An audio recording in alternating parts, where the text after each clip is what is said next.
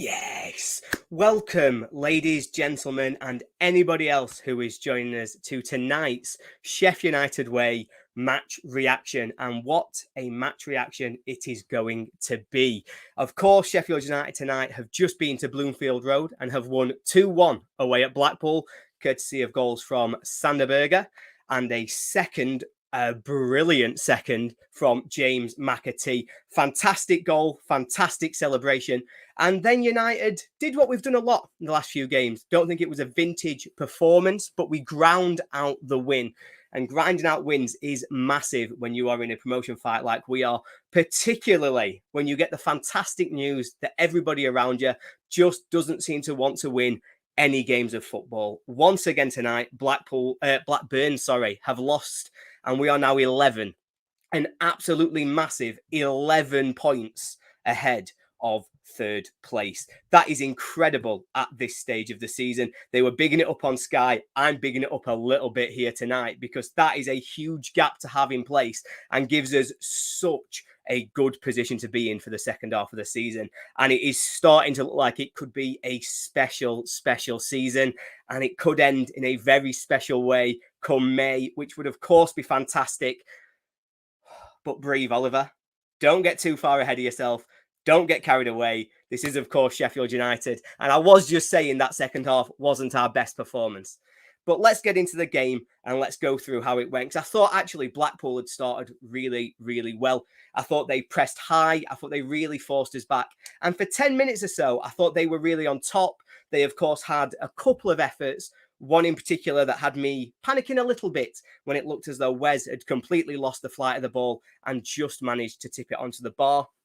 But after that, United really came into the game. And I thought from about 10 minutes onwards, we really dominated that first half. I think it all came from our first really good bit of play around the 10-minute mark. It's a ball forward, fantastic dummy from Njai. Gets then played around the corner from Sharp. He lays it into Sanderberger and he takes a heavy touch and Blackpool are able to clear. But once we'd pushed them back, as we've been able to break the lines just like we did then, they never really recovered, never really came back out at us in that first half.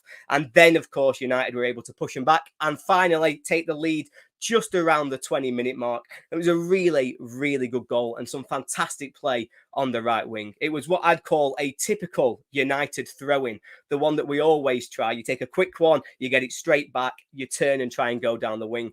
Now, in this instance, it comes to Bogle. Fantastic quick feet. He gets through the middle of two men. To be honest, at first, I thought it was Njai. It was that kind of skill when it comes together. Gets a little bit lucky because he gets knocked off the ball. He's sort of on the floor, but manages to keep hold of it with an excellent bit of battling. Gets back up, lays it into Njai, who knocks it across for Berger. Takes a nice touch, just steadies himself and passes it into the corner. A fantastic lead to get. We'd not started fantastically, had grown into the game and suddenly found ourselves 1-0 up and in a really quite good position from that point onwards. And we were trying to kick on in that first half. We were really trying to break them down. We had a few decent opportunities. You know, there was one where I think it's Njai on the wing had done well again, created a bit of space for Robinson to get across, and then McAtee just couldn't quite get enough on it. We then had one where Sharp had done well, got Bogle in space, but his cross shot, not quite sure which way it went, but didn't quite go the way that we wanted. As James said, we were really on top and potentially could have been much further ahead at half time. I think the biggest thing that we had to worry about at that point was just whether or not we were really able to stop their counter, because the only threat that they'd got, they were trying to kick it long to Medine and we'd managed it so well. Kieran Clark had really been making sure he was stepping forward, he was proactive, he was getting to the first ball, and we limited them being able to get out of their half at all. The only threat they had was potentially in behind Bogle on the counter, but even that wasn't working. I thought it was a great first half from United, and really to only be 1-0 up was a little bit harsh because I thought we could have been further ahead, albeit that Blackpool had a good first 10 minutes. And then the second half, and a very nice cheeky start. I thought, it showed what United's intent was going to be in that second half. When you take a kickoff and Norwood just shoots. He'd obviously planned it in some way. Would have been a miracle if he'd scored. But then a couple of minutes later, I was actually sweating. They got the ball, I think it was down our left side. McAtee had gone in for a tackle. He got called up for a high boot. And you thought, oh, God, we've had a really good first half. We've not been able to put them to bed. they've got a great opportunity now to get the ball in the box. I'm panicking. They swing it in the box with a terrible cross. And Jai sort of semi-clears it. Their lad falls over. And then, oh my God, what does James McAtee do? He gets the ball just outside our box and runs. And runs. And runs. And there is no Blackpool players getting anywhere near him. It doesn't have to beat any men. He just runs the length of the pitch and then shows such composure to find the near post with a lovely little finish. It is a fantastic goal. It was then followed up by an absolutely fantastic celebration that did make me panic a little bit. We have a lot of injuries. Let's not be doing too many extravagant celebrations. Let's not be doing too many backflips and taking his knees out. But that goal deserved that celebration. It was incredible. Just so much composure, so much pace, so much fitness to be able to do that run and still have the presence of mind to find the near post with that finish.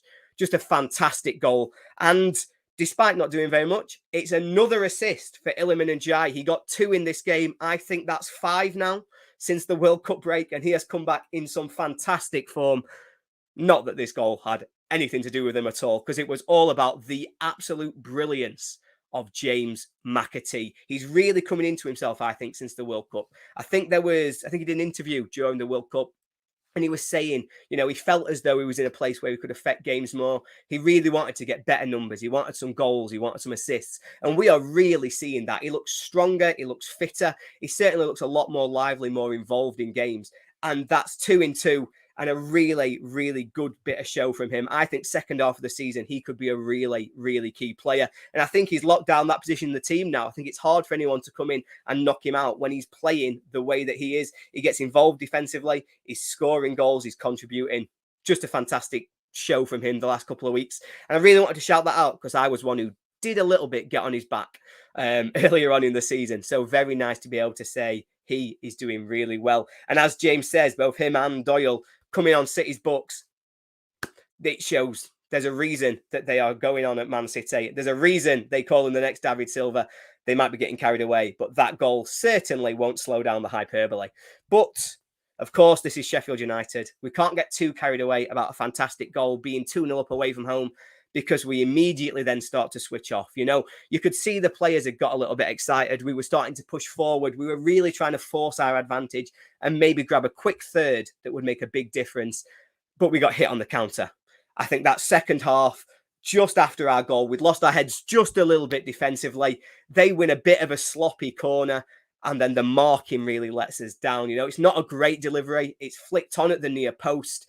Then Medine gets over us. We know what Medine is going to do. Medine did it for us. Medine's done it for every team he's ever played for. He's going to try and bully you at the back post. And we just didn't quite deal with that. I think it's Robinson in the middle. Don't want to be too harsh on him, but I think Robinson in the middle loses his man. And it's Ekpiteta at the back post who knocks it home.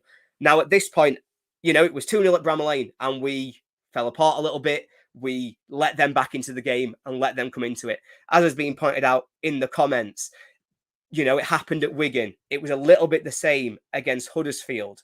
What United have been doing since the World Cup is trying to control the second half. We think we're in a dominant position, but we lose a little bit of our passing. We lose our composure. And for 5-10 minutes after their goal, we very much lost our composure. Our passing wasn't on it. We were giving it away sloppily. We gave away 2 or 3 sloppy free kicks as well, which again, when they've got Medine and the aerial threat that they've got, really gives us something that we've got to really battle against. And we did battle against it well. We handled their aerial threat well. But for that 10 minutes, we were wobbling and we really needed something to try and calm us down.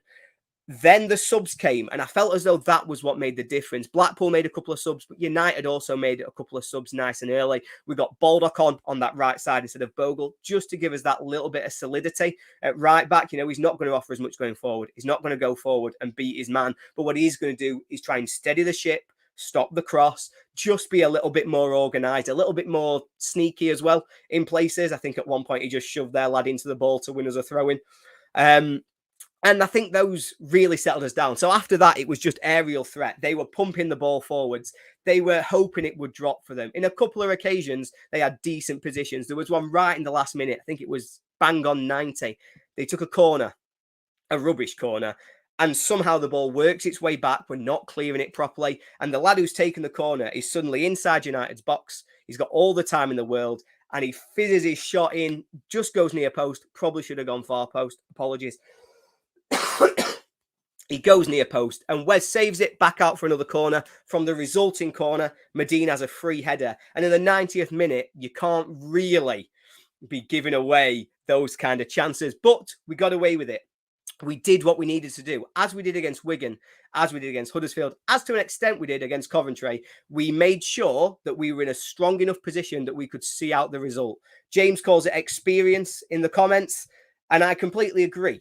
The experience that we've got now, we've got Kieran Clark in there, we've got Baldock coming on, which was key for that experience. It just meant we could organise. And when we were getting wobbly, when we were losing our composure, they brought it back. They made sure that we focused on doing the right things, and we made sure that we won the first ball and we put them under pressure for the second, because the last thing that we could afford to do was let them start to build their pressure.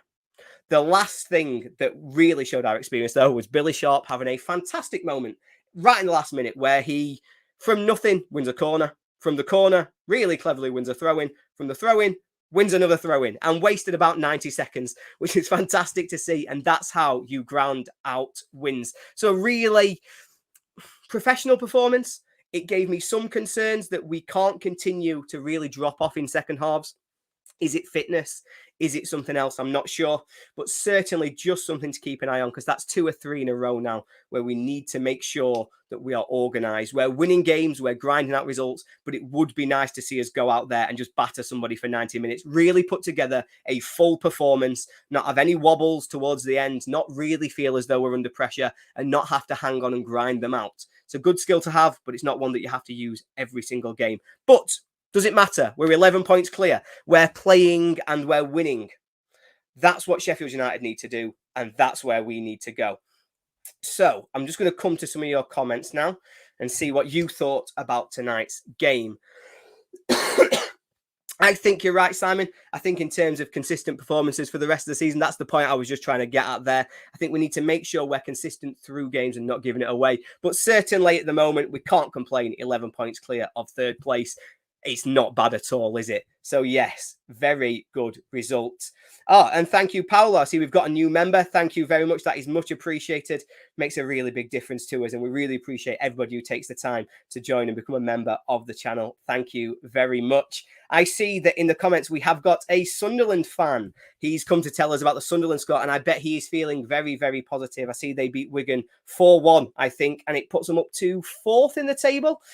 Not a bad start for a team coming up from League One. I bet they're feeling very, very good, seeing the teams around them start to falter. So one to keep an eye on potentially.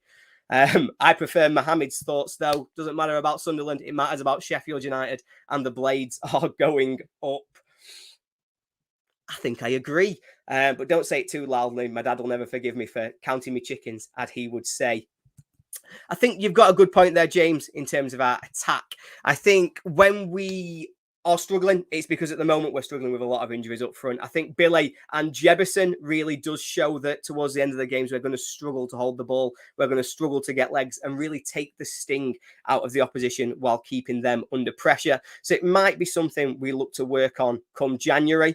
Don't know if there's any money there, but if there is, I wouldn't be shocked to see a body come in up front. It may even be that it's Will Asula coming back from his loan, but we'll find out. In terms of the comments, I'm not seeing many other questions in terms of tonight's performance, not seeing many other comments coming in for us to be trying to react to. So I'm going to say thank you very much to everybody for joining me here tonight. It's a fantastic win for Sheffield United. We are 11 points clear, and that is a massive reason for celebration. You can't complain at that. Please remember to try and like the video if you've enjoyed my breakdown of the game. Please do follow the channel as well if you get the opportunity. Thank you again for joining me. Up the Blades.